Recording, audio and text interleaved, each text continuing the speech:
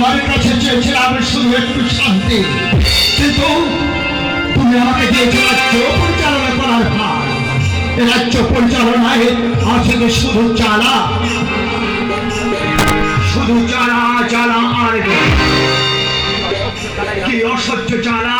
এই রাজত্ব পরিচালনা করা, সিংহাসনটা যেন একটা বিষের আগার। এখানে বসে সিংহাসন আরোহণের পর যত রাজ্যে যত রোগ শোক জ্বালা যন্ত্রণা সব জগত্তল পাহাড়ের মতো বুকে চেপে বসে।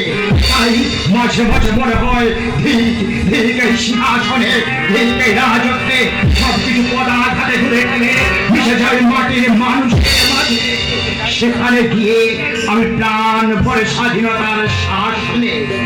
তবু চাই না রাজত্বের কুণ্ডকে বুকে আগলে রাখতে। আমি মুক্তি চাই, মুক্তি চাই, মুক্তি। রাজা হরিশ্চন্দ্র, মহর্ষি বিশ্বামিত্র,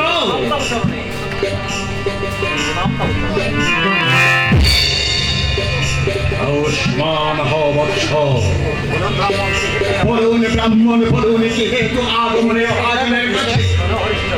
হরিশ্চন্দ্র, আমি বিদ্যার শাসনে ব্রতী হয়েছি। এই মহাযজ্ঞে বিঘ্ন করতে পারে সেই আশঙ্কাতে তোমাকে আমি আমার তার রক্ষা ভার দিতে চাই। আশা করি তোমার আমাদের কোনো কারণ নেই। অমত কিসের মহর্ষি, অমত কিসের? যে আমার পরম সৌভাগ্য, আপনি করবেন যজ্ঞ, আমি হব সে যজ্ঞ সারা তাই। এটা অমত থাকতে পারে না মহর্ষি। এই তো হলাম বৎসকৃত হলাম।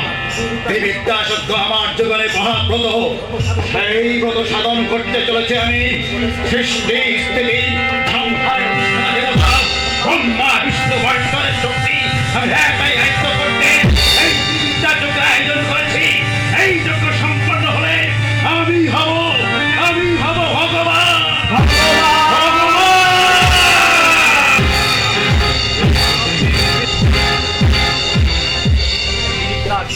বিদ্যা সাধন ভগবত লাভ, মহর্ষি বিশ্বামিত্রের এই উচ্চাসা সত্যতায় বিতাপসে সে চাই দেবতার উচ্চাসন।